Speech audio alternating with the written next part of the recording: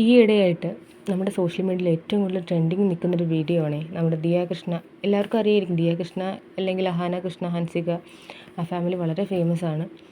കൃഷ്ണകുമാർ, നമ്മുടെ ആക്ടർ കൃഷ്ണകുമാറിൻ്റെ ഫാമിലിയാണ് കേട്ടോ. അപ്പോൾ ദിയയുടെ ഒരു ഡെലിവറി വീഡിയോ ഈ അടുത്തായിട്ട് വന്നിരുന്നു. ഏകദേശം ഒരു 50 മിനിറ്റോളമുള്ള ഡെലിവറി വീഡിയോയിൽ പുള്ളിക്കാരത്തി ഇതുവരെയുള്ള, അതായത് പുള്ളിക്കാരത്തി അവിടെ അഡ്മിറ്റ് ചെയ്തതിന് ശേഷമുള്ള, അല്ലെങ്കിൽ ആ ഒരു 2 ദിവസത്തെ പീരീഡ് ഫുള്ള് കാണിച്ചിട്ടുണ്ട്. അന്നേരം വളരെ ഹെയ്റ്റ് കമൻസും അല്ലെങ്കിൽ ഹെയ്റ്റ് റിവ്യൂസും ഒക്കെയാണ് അതിന് കിട്ടിക്കൊണ്ടിരിക്കുന്നത്. എന്ന് വെച്ച് കഴിഞ്ഞാൽ പ്രസവം കാണിച്ചു ദിയ, പ്രസവം പബ്ലിക്കലി കാണിച്ചു എന്ന് പറഞ്ഞുള്ളൊരു ഹെയ്റ്റ്.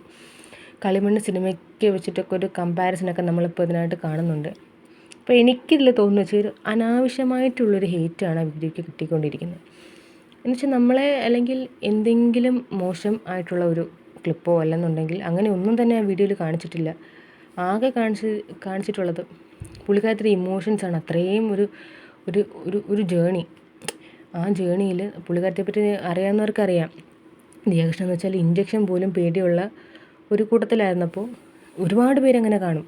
ഈവൻ കുഞ്ഞുങ്ങൾ വേണമെന്ന് ആഗ്രഹമുള്ളവർ തന്നെ ഇഞ്ചക്ഷൻ എടുക്കാൻ പേടിയുള്ളവരും ഈ ഒരു ഫേസിലൂടെ കടന്നു പോകാൻ ഒരുപാട് പേടിക്കുന്നവർ കാണും. സത്യത്തിൽ അതിനൊക്കെ ഒരു ഇൻസ്പിറേഷനായിട്ടാണ് എനിക്ക് ദിയാകൃഷ്ണയുടെ ആ ഒരു വീഡിയോ, ആ ഒരു 51 മിനിറ്റ് വീഡിയോ എനിക്ക് ഫീൽ ചെയ്തത്. അത് മെജോറിറ്റി പേർക്കും അങ്ങനെ ആയിരിക്കാൻ തോന്നിയിട്ടുണ്ട്. കാരണം അവരെ വീഡിയോസ് സ്ഥിരം കാണുന്നവരുടെ കാര്യമാണ് കേട്ടോ പറയുന്നത്.